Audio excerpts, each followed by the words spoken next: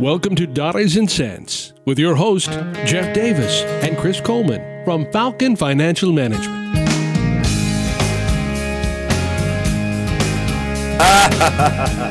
Good morning, Gainesville, Ocala. It is Saturday, September 15th. You're listening to Dollars and Cents with your hosts, Jeff Davis and Chris Coleman. Jeff Davis, certified financial planner, president of Falcon Financial Management, creator of the integrated wealth management process, a man recently nominated to the University of Florida Athletic Hall of Fame, and a man on a great life adventure. My name's Chris Coleman. I'm the managing partner at Falcon Financial, and behind the glass, stripper extraordinaire, Mr. Chocolate Thunder, Wait, Christopher Bryant. Chocolate Thunder. Chocolate Thunder. When did I become a stripper? How did that even come up that I'm one stripper?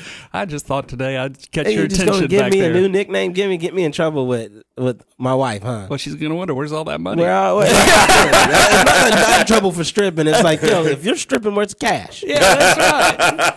She's a smart woman. Where's cash? Yeah. Mr. Bryant, There you go. pay for something around here. I enjoyed you and Mr. Anderson this morning. You know, I usually catch the tail end on the way in. Sorry, that power napping takes its effect. So I usually catch the tail end, but I heard about Snooki and she's an everyday girl. Yeah, You got to like- chuckle at it.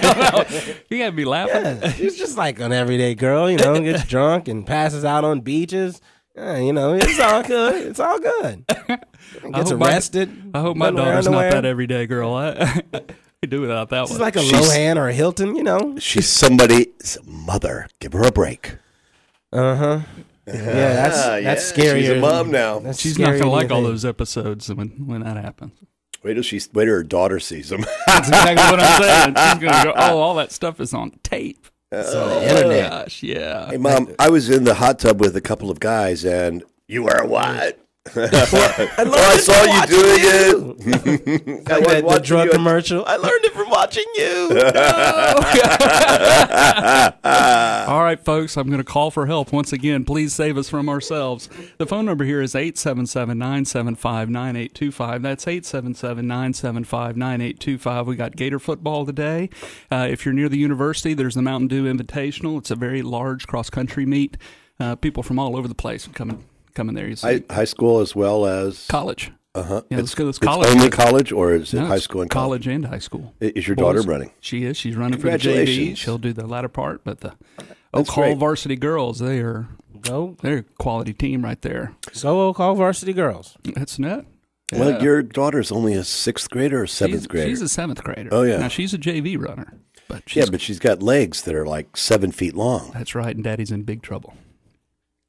Yeah, wait till you see her in high heels. Yeah, that's messed up, man. Why would you? Hey, that's just wrong. That's just karma. wrong. That's You know karma what? for the Chocolate Thunder comment. Yeah, that's just wrong, dude. Hey, I got a 23-year-old daughter. Exactly. he gets hey, we can go to Facebook. No, I'm just messing with you. Oh, I'm glad he backed that truck up. That was like, I could hear the brakes squealing. Well, I was just going to say, close to a car. let's go ahead and look because, I don't think I'm her friend. So I. How am I your daughter's friend on Facebook and you're not? Because you're Chocolate Thunder. Hey. I am who I am. That can be not anybody else. As a matter of fact, we were just talking about you just the other morning at, I think it's 7 or whatever time I was working out with Zach. Cam Brewer was there. Oh, I know Cam. I guess it was probably Tuesday. It was because it was September the 11th, and we were talking about.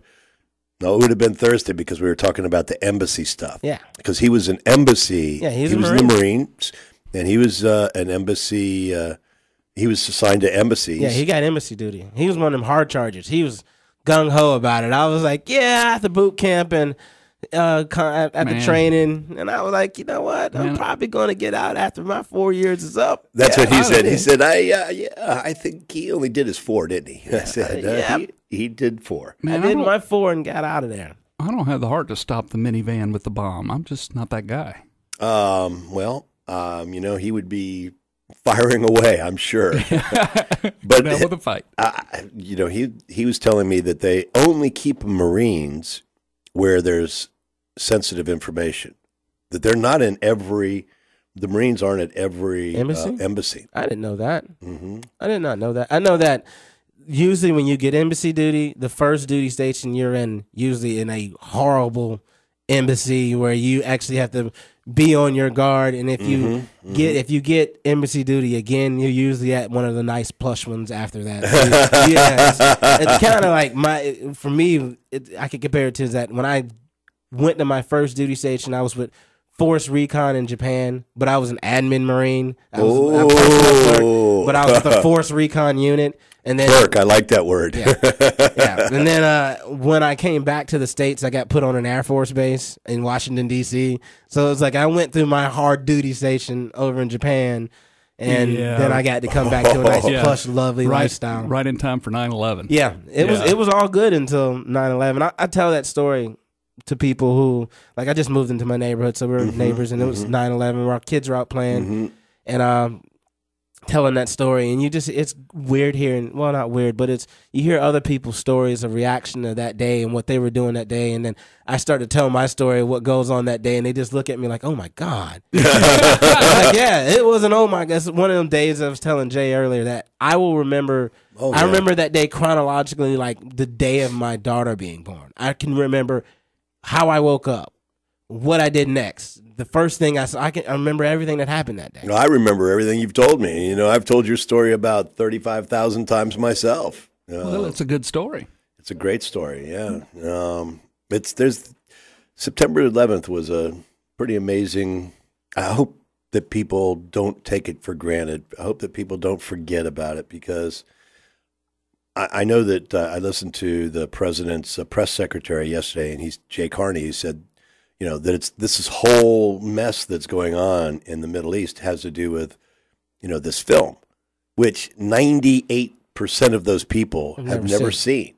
So, you know, to say that it's that, you know, maybe that was the match that somebody lit, but there was a bomb already there just waiting to go off. And why?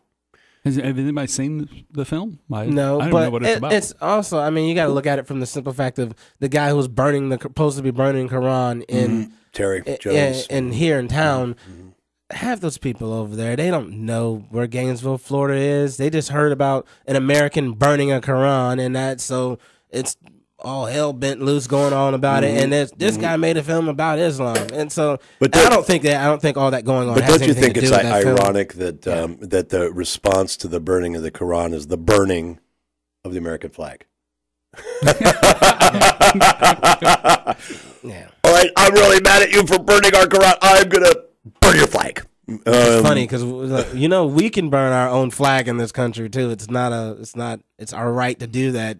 So if you want to do it in your country, really, can we be mad at you for it?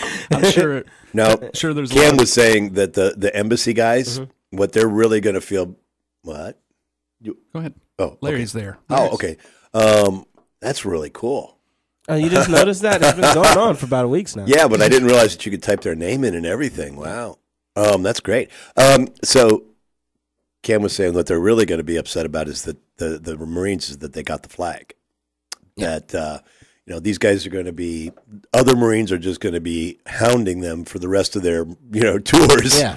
And you think that they went from a bad place to a good place. These boys are coming from the bad place to, let's see, Somalia. Yeah, you're going there. That's why I'm glad I got out when I got out. I'm happy I got out when I got out.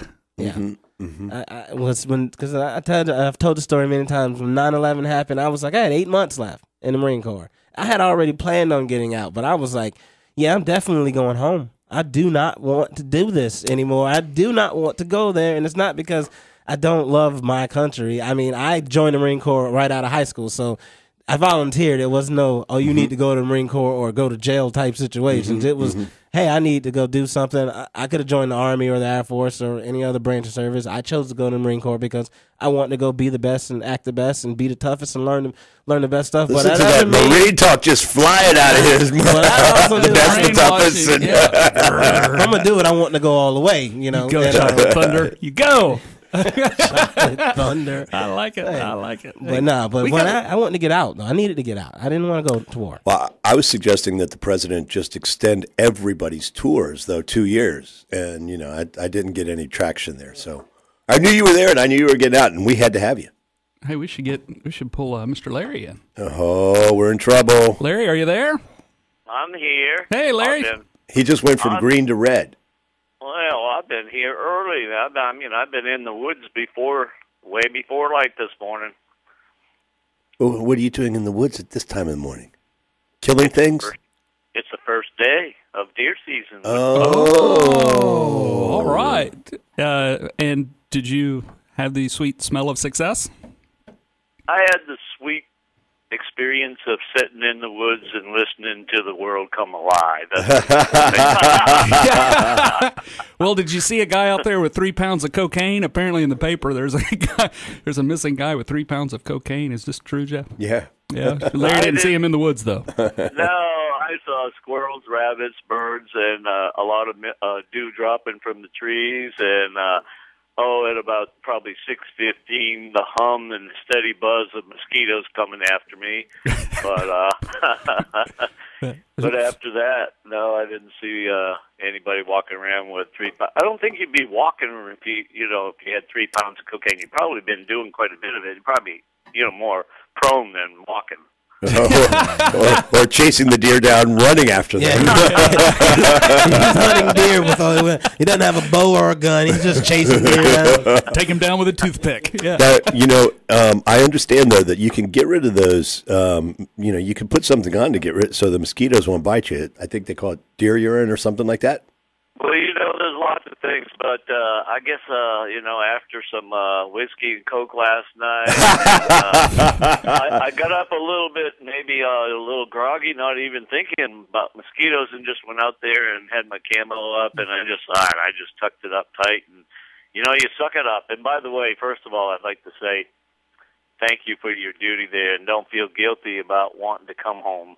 You did your time, and country should thank everybody that does their time. Thank you. I appreciate that, Larry. Thank you. It's like both my wife and I understand that very well. My wife is an unusual woman as far as I'm concerned because during she stayed married to you. No kids for 38 years we just celebrated, or was it 39? I can't remember now, but it's quite 38. Yeah. That's fantastic. The woman's going straight to heaven, She volunteered the height of the Vietnam War to go, and when you volunteer to go in the military, sent to, and I more or less was forced to volunteer because I got my draft papers and didn't really want to go in the Army, so I chose to go in the Navy. And the 2 years instead of just serving the 2, which basically pretty high probability of going to Vietnam. But so they put you in SEAL training, and then they sent you to Vietnam as a SEAL. No, I was in the Navy. Larry can't talk about it. It's classified. More or less. I was in the Navy for 4 years, and I never did see a ship for 4 years. I served overseas the whole time, and I served with naval intel, and it was a very very interesting job, rewarding job. So that's where you get all the studying from, huh? You like that intelligence. I just took what they taught me and turned it around a little bit, and learned how. I was taught how to collect intel, and so I use it in my daily life now, only a little bit differently than the way I was taught. But one of the big things this week, Larry, that aside from all of the world tensions, was the decision for quantitative easing. Yes, printing and that's why money. I called. You're in favor of quantitative easing. Let's print more money, correct, Larry? Did you fall out of the tree? You almost killed him. Dead silence. You almost killed Larry. I'm harassing a guy with a gun. I'm not the smartest, am I? I didn't say I was hunting with a gun. No, don't get the. All right, a guy with a bow and a knife. I don't care. Unarmed. Yeah, a bow and a knife. Yeah, that's what I'm hunting with. Not a gun. That's just illegal to hunt deer with a gun today. Well, the quantitative easing is an important. The stock market seemed to embrace it. I was surprised with everything else that was going on this week that the market rallied. It's over 13,600 today, and I just I don't know. Earlier in the year, 4 or 5 months ago, I think we talked about we had a team lunch, and I said that the Dow would get to 14,000. And everybody at the table just wanted to take my temperature. They thought I was insane because, it wasn't going to get there. I still believe it's going to get there, but I don't think it's going to get there from 13.6 to 14,000. I think we're going to see some continued volatility in the stock market. And with this quantitative easing, what that really means, if they call it QE3, that's quantitative easing. This is the third round of it. And they've committed to buying $85 billion of bonds a month. Well, they're gonna buy $40 billion worth of mortgage-backed securities, but they're going to continue the twist, and that's another $40 billion. So you're right, about $80 billion. Right. But and that's per month. Per month, with no end in sight. I mean, they said they're going to do this until 2015, middle of the year. Or that far. Well, the quantitative easing, that's when they're going to keep interest rates low till then, but the quantitative easing will be until jobs turn around. Now, I don't know how this is going to work if you don't get the banks to start loaning money, and the banks aren't going to loan money. There's a lot of questions about regulations and regulatory reform, and the regulations have gotten so I understand that there was a banking issue, and that banks in mortgage banks, and there may have been there was an absolute abuse of the whole mortgage process in the middle 2000s. The punishment has been that they've put banks in a position. I think I've talked about this once before, that some friends of mine in the banking business said that before 2008, for every $1 of deposits, they could loan up to $20 for every dollar. Today, they can only lend $10. And the mix, commercial to residential, has gone from basically a 50-50 mix to something like a 70% residential, 80% residential, 20 or 30 commercial. So there's less money for commercial lending. There's less money for regular mortgage lending. And the standards to get a mortgage have been raised so that you might get one if you got an 800. You got an 800 credit score. That's what they're looking for. Something like, they said that if you had a 600 credit score in 2007, 2006, that people would be lined up to loan you money. Now you got to go and find somebody if you got an 800 credit score. It's really difficult. So it doesn't matter in my opinion, how much money they print. If banks aren't loaning the money, then that money isn't going to really get into the system. They're not loaning them to individuals. They're not loaning them to companies. They're not loaning them to that $100 or $200 million small company that's got 80, 90 employees and trying to make it. And give it back. Well, you know what? There's a cash flow. If you have it, sometimes I have a friend in Tampa we go round and round about this sometimes because, businesses have ebbs and flows of cash flow. And it's sometimes not your fault that you have an ebb and a flow in cash. Sometimes it's the people, you've sold it to them, they're going to pay you, and you're supposed to get it in 30 days. Well, now it's 60 or 90 days, and you still don't have it, but you've got to try and pay your bills in 30 days, and now you're a little bit light trying to make those payments. Or the business has suffered because you're in one of the businesses where people aren't spending money anymore, and you still got to meet payroll. I have a friend I was talking to who's in the manufacturing business here in Gainesville, and in 2006, 2007, he had over 100 employees. Today, he's got 14. So, there's just printing more money doesn't really help. Let me ask you a question, Jeff. You're a historian, more or less. I mean, you remember years gone by and how it affects investing. Were you surprised that Bernanke came out swinging so strongly? Not just the fact that he's willing to print an additional $40 billion per month and maintain the twist in place, which is another 40, so $80 billion a month, but words that he used in his statement afterwards, talking about how long he's willing to, continue this, and even coming right out and saying that if unemployment doesn't improve, that he would even go much further. Were you not surprised that he came out swinging so hard? Most of us who do our homework are anticipating this, but we weren't anticipating this until further down the road. We, especially just as close as we are to the election.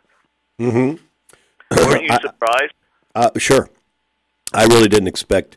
I thought the world was on hold, and obviously I was wrong because it wasn't on hold with Bernanke. It wasn't on hold in the Middle East. The world has been going on. And this is going to give us some additional information to make decisions about in terms of what are we going to be doing after November.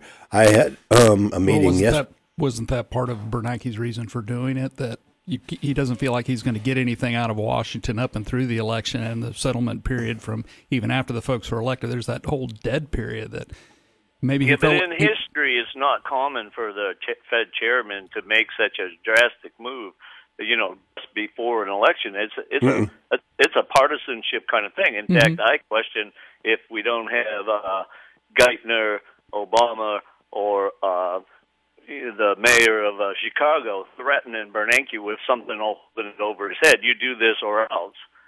It seems very out of the norm to me to see a Fed chairman make this kind of a move. Well, I think Bernanke is a man of his own, so he made these decisions himself. And with the vote was 11-1, so it wasn't a unanimous decision to do this. But I think that I think Bernanke is a man of integrity. I might be wrong, but I think he's a man of integrity. And he's trying to do what he's only got a certain amount of levers.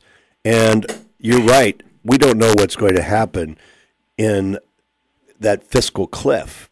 And because you don't know what's going to happen in that fiscal cliff, you're right, I was surprised of the timing of it, but I'm not surprised that he did it. But as Chris was explaining, it makes sense to me that he felt like his hand was forced, because by doing this, maybe he's taking some pressure off of the potential drag. Here's what's strange. It's only a week later, or earlier, that we were being told that, hey, the economy is rolling along pretty good. Private sector's creating jobs, and inflation's in check.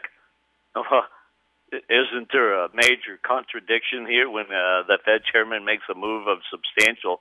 Well, like first this. of all, Larry, I would say that I didn't hear anybody saying that everything was good. When, the unemployment numbers went down, but they went down because the participation rate went down. And I think, that's a subtlety, but it's a subtlety that more and more of people are going to be watching from now on, is what was the participation rate. And, all of a sudden that has put some relevance to that unemployment number. The only thing that you could say right now is the stock market's been going up. The ISM index, the Institute of Supplier Manager Index, has been indicating that we have a contracting economy. And since 1948, there have been 9 major recessions. And in those 9 major recessions, every one of them, the ISM index, the Institute of Supplier Manager Index, was shrinking. It was contracting. That means the number was less than 50. Purchasing managers are buying less raw goods. And we've got 3 straight months. We have a trend of contracting economy. Now, it doesn't mean that every time we have a contracting economy do we have another recession. But I think teetering? I think we're on the edge of a recession. I think 2013 could see us in having a recession. It's not a double dip. It'll be another recession. The last recession was back in 2008. It's not a double dip. If you looked at the graph of between 1929 and 1933 and overlaid that graph with today's graph, I've seen it. I've seen it before. But the other part of that's historical, and there's a lot of evidence for a contracting economy and the potential for a recession in 2013. But just this week, we saw the 50-day moving average cross the 200-day moving average. They call that the golden cross. When 50-day average moves above the 200-day moving average, it's a bull market signal. So we got bull market signals for the stock market. We've got for the economy. We've got contraction. Surprising to see that when you're talking about seeing $80 billion worth of taxpayer money being printed and thrown at the financial institution. Well, I'm not surprised to see a 50-day moving average move up to me, the 200-day moving average is far more important. But yeah, anyways, it's like I had losses in place earlier prior to that, and I had them fairly tight, and things were moving up and down a little bit. And a couple of my stop losses got hit, of course, like maybe a little less than a week before Bernanke makes his move. And so it kind of looks like a stupid move on my part to place my stop so close. But I'm just going to sit idle now at this point and watch and see. You carry a bow and a knife. I'm not going to call you stupid. Chris did, but I would never. That was Chris Bryant. Oh, my name is Chocolate Thunder. I don't know what you're talking about. Well, let's just put it this way. After I came back to the house and I didn't get to shoot a deer, I put my deer target out at 40 yards and fired 9 arrows at it. 4 of them are in the heart, 2 of them are in the liver, and 1 was in the lung. And then the other ones I would have had to track the deer for a while. It would have brought them down, but it wasn't a kill shot. So this old man can still provide, I think, for the family. Good. Well, I think that there's going to be some venison on your table for Thanksgiving. I hope so. I hope you all have a good day, and let's go Gators, and hope for the best here tonight. Thank you, Larry. We'll talk to you soon. Bye-bye. Always a pleasure. Yeah. Larry always brings up some good points, but this quantitative easing was, to me, the big news in the economic market this week. Mm-hmm. I thought it would be overshadowed by everything that was happening in the Middle East and the September 11th. I just didn't expect the rally that we've been seeing. There's been money made, but I'm going to be. I remain cautious till the election. We may give up a little return between now and the end of the year, or between now and the election. But my clients, we're not in the race to get the most money anymore. Mm-hmm. We're in the capital preservation business. And when you're in the capital preservation business, you give up some upside. But given what's happened over the last 12 years, it's been difficult. We've got to get that graph you have in the office with the S&P index. We got 30 seconds. We're going quick. But tell a little bit about the graph. You think you can do it in 10 seconds? No. Okay. Folks, check out our website at www.ffmonline.com. That's www.ffmonline.com. Or you can call us at the office at 352-375-7977. That's 352-375-7977. Jeff, it is always a pleasure. And I look forward to our new ads next week. Mr. Coleman, you're going to be on the radio. Go Gators.